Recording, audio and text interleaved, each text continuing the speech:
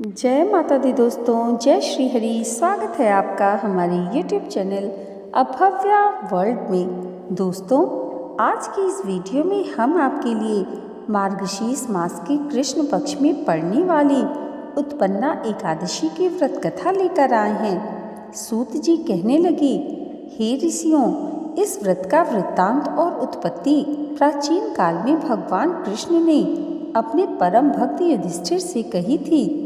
वही मैं तुमसे कहता हूँ। एक समय युधिष्ठिर ने भगवान से पूछा था कि एकादशी व्रत किस विधि से किया जाता है और उसका क्या फल प्राप्त होता है।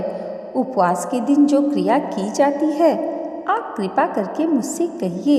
यह वचन सुनकर श्री कृष्ण कहने लगे, हे युधिष्ठिर, मैं तुमसे एकादशी के व्रत का महात्म्य कहता हूँ।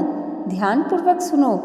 सर्वप्रथम हेमंत ऋतु में मार्गशीर्ष कृष्ण एकादशी से इस व्रत को प्रारंभ किया जाता है। दशमी को सायंकाल भोजन के बाद अच्छी प्रकार से दातून करें ताकि अन्न का अंश मुंह में रह न जाए। रात्रि को भोजन कदापि न करें, न अधिक बोलें। एकादशी के दिन प्रातः 4 बजे उठकर सबसे पहले व्रत का संकल्प करें। इसके पश्चात शौच आदि से निवृत्त होकर शुद्ध जल से स्नान करें। व्रत करने वाला चोर, पाखंडी, पर स्त्रीगामी, निंदक, मिथ्याभाषी तथा किसी भी प्रकार के पापी से बात न करे। स्नान के पश्चात धूप, दीप, नैवेद्य आदि 16 चीजों से भगवान का पूजन करे और रात को दीपदान करे। रात्रि में सोना या प्रसंग नहीं करना चाहिए। सारी रात भजन कीर्तन आदि करना चाहिए। जो कुछ पहले जाने अनजाने में पाप हो गए हैं, उनकी क्षमा मांगनी चाहिए। धर्मात्मा पुरुषों को कृष्ण और शुक्ल दोनों पक्षों की एकादशियों को समान समझना चाहिए। जो मनुष्य ऊपर लिखी विधि के अनुसार एकादशी का व्रत करते हैं, उन्हें शंखोद्वार तीर्थ में स्नान करके भगवान के दर्शन करने से जो फल प्राप्त होता है, वह एकादशी व्रत के 16वें भाग के भी समान नहीं है। संक्रांति से 4 लाख गुना तथा सूर्य चंद्र ग्रहण में स्नान दान से जो पुण्य प्राप्त होता है, वही पुण्य एकादशी के दिन व्रत करने से मिलता है। अश्वमेध यज्ञ करने से 100 गुना तथा 1 लाख तपस्वियों को 60 वर्ष तक भोजन कराने से 10 गुना, 10 ब्राह्मणों अथवा 100 ब्रह्मचारियों को भोजन कराने से 1000 गुना पुण्य भूमि दान करने से होता है। उससे 1000 गुना पुण्य कन्यादान से प्राप्त होता है। इससे भी 10 गुना पुण्य विद्या दान करने से होता है। विद्या दान से 10 गुना पुण्य भूखे को भोजन कराने से होता है। अन्नदान के समान इस संसार में कोई ऐसा कार्य नहीं जिससे देवता और पितृ दोनों तृप्त होते हैं। हाँ, परंतु एकादशी के व्रत का पुण्य सबसे अधिक होता है। 1000 यज्ञों से भी अधिक इसका फल होता है। इस व्रत का प्रभाव देवताओं को भी दुर्लभ है। रात्रि को भोजन करने वाले को उपवास का आधा फल मिलता है और दिन में एक बार भोजन करने वाले को भी आधा ही फल प्राप्त होता है।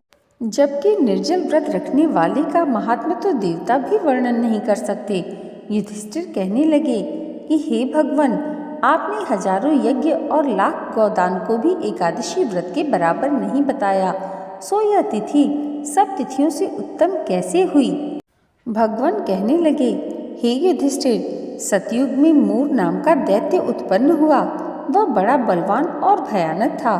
उस प्रचंड दैत्य ने इंद्र, आदित्य, वसु, वायु, अग्नि आदि सभी देवताओं को पराजित करके भगा दिया। तब इंद्र सहित सभी देवताओं ने भयभीत होकर भगवान शिव से सारा वृत्तांत कहा और बोले, हे कैलाशपति, मूर दैत्य से भयभीत होकर सब देवता मृत्यु लोक में फिरे रहे हैं। तब भगवान शिव ने कहा, हे देवताओं, तीनों लोकों के स्वामी, भक्तों के दुखों का नाश करने वाले भगवान विष्णु की शरण में जाओ। वे ही तुम्हारे दुखों को दूर कर सकते हैं। शिव जी के ऐसे वचन सुनकर सभी देवता क्षीर सागर में पहुँचे। वहाँ भगवान को शयन करते देख हाथ जोड़कर उनकी स्तुति करने लगे कि हे देवताओं द्वारा स्तुति करने योग्य प्रभु, आपको बारंबार नमस्कार है। देवताओं की रक्षा करने वाले मधुसूदन, आपको नमस्कार है। आप हमारी रक्षा करें। दैत्यों से भयभीत होकर हम सब आपकी शरण में आए हैं। आप इस संसार की कर्ता, माता पिता, उत्पत्ति और पालनकर्ता और संहार करने वाले हैं। सबको शांति प्रदान करें। आकाश और पाताल भी आप ही हैं। सबके पितामह ब्रह्मा, सूर्य, चंद्र, अग्नि, सामग्री, होम, आहुति, मंत्र, तंत्र, जप, यजमान, यज्ञ, कर्म, कर्ता, भोक्ता भी आप ही हैं। आप सर्वव्यापक हैं। आपके सिवा तीनों लोकों में चर तथा अचर कुछ भी नहीं है। हे भगवान, दैत्यों ने हमको जीतकर स्वर्ग से भ्रष्ट कर दिया है और हम सब देवता इधर उधर भागे भागे फिर रहे हैं। आप इन दैत्यों से हम सबकी रक्षा करें। इंद्र के ऐसे वचन सुनकर भगवान विष्णु कहने लगे, हे इंद्र, ऐसा मायावी दैत्य कौन है जिसने सब देवताओं को जीत लिया है? उसका नाम क्या है? उसमें कितना बल है और किसके आश्रय में है तथा उसका स्थान कहाँ है? यह सब मुझसे कहो। भगवान के ऐसे वचन सुनकर इंद्र बोले, भगवान, प्राचीन समय में एक नाड़ीजंग नामक राक्षस था। उसके महापराक्रमी और लोक विख्यात मूर नाम का एक पुत्र हुआ। उसकी चंद्रावती नाम की नगरी है। उसी ने सब देवताओं को स्वर्ग से निकालकर वहाँ अपना अधिकार जमा लिया है। उसमें इंद्र, अग्नि, वरुण, यम, वायु, ईश, चंद्रमा, नैऋत्य आदि सबके स्थान पर अधिकार कर लिया है। सूर्य बनकर स्वयं ही प्रकाश करता है, स्वयं ही मेघ बन बैठा है और सबसे अजेय है। हे असुर निकंदन, उस दुष्ट को मारकर देवताओं को अजेय बनाइए। यह वचन सुनकर भगवान ने कहा, हे देवताओं, मैं शीघ्र ही उसका संहार करूँगा। तुम चंद्रावती नगरी जाओ। इस प्रकार कहकर भगवान सहित सभी देवताओं ने चंद्रावती नगरी की ओर प्रस्थान किया।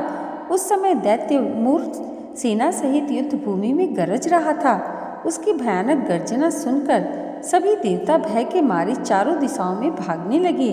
जब स्वयं भगवान रणभूमि में आए तो दैत्य उन पर भी अस्त्र शस्त्र आयुध लेकर दौड़े। भगवान ने उन्हें सर्प के समान अपने बाणों से उन्हें बींध डाला। बहुत से दैत्य मारे गए, केवल मूर बचा रहा। वह अविचल भाव से भगवान के साथ युद्ध करता रहा। भगवान जो भी तीक्ष्ण बाण चलाते वह उसके लिए पुष्प सिद्ध होता। उसका शरीर छिन्न भिन्न हो गया, किंतु वह लगातार युद्ध करता रहा। दोनों के बीच मल युद्ध भी हुआ। 10,000 वर्ष तक उनका युद्ध चलता रहा, किंतु मूर नहीं हारा। थक कर भगवान बद्रिकाश्रम चले गए। वहाँ हेमवती नामक सुंदर गुफा थी। उसमें विश्राम करने के लिए भगवान उसके अंदर प्रवेश कर गए। यह गुफा 12 योजन लंबी थी और उसका एक ही द्वार था। विष्णु भगवान वहाँ योग नेत्रा की गोद में सो गए। मूर भी पीछे पीछे आ गया और भगवान को सोया देखकर मारने को उद्यत हुआ। तभी भगवान के शरीर से उज्जवल कांतिमय रूप वाली देवी प्रकट हुई। देवी ने राक्षस मूर को ललकारा, युद्ध किया और उसे तत्काल मौत के घाट उतार दिया। श्रीहरि जब योग निद्रा की गोद से उठे तो सब बातों को जानकर उस देवी से कहा कि हे देवी, आपका जन्म एकादशी के दिन हुआ है, अतः आप उत्पन्ना एकादशी के नाम से पूजित होंगी। आपके भक्त वही होंगे जो मेरे भक्त हैं। इस एकादशी का व्रत किस प्रकार करना चाहिए, इस विषय में भगवान ने कहा है कि 10वीं के दिन सिर्फ दिन के वक्त सात्विक आहार करना चाहिए और संध्या काल में दातून करके पवित्र होना चाहिए। रात्रि के समय भोजन नहीं करना चाहिए और भगवान के स्वरूप का स्मरण करते हुए सोना चाहिए। सुबह स्नान करके संकल्प करना चाहिए और निर्जला व्रत रखना चाहिए। दिन में भगवान विष्णु की पूजा करनी चाहिए। पूजा में धूप, दीप एवं नाना प्रकार से सामग्रियों से विष्णु भगवान को प्रसन्न करना चाहिए। कलुषित विचार को त्याग कर सात्विक भाव धारण करना चाहिए। रात्रि के समय श्री हरि के नाम से दीप दान करना चाहिए और आरती एवं भजन गाते हुए जागरण करना चाहिए। भगवान कहते हैं, जो व्यक्ति इस प्रकार उत्पन्ना एकादशी का व्रत करता है उसे हजारों यज्ञों के बराबर पुण्य प्राप्त होता है। जो भिन्न भिन्न धर्म कर्म से पुण्य प्राप्त होता है उन सबसे कई गुना अधिक पुण्य इस एकादशी का व्रत निष्ठापूर्वक करने से प्राप्त होता है। दोस्तों, आज की ये वीडियो अगर आपको अच्छी लगी हो तो कमेंट बॉक्स में जय श्री हरि ज़रूर लिखिएगा और इसे लाइक और हमारे चैनल पर पहली बार आए हैं तो सब्सक्राइब करना मत भूलिएगा। भगवान श्री हरि की कृपा आप सबके जीवन पर सदैव ऐसे ही बनी रहे, इसी मंगल कामना के साथ मिलते हैं अगले वीडियो में। तब तक के लिए जय माता दी, जय श्री हरि।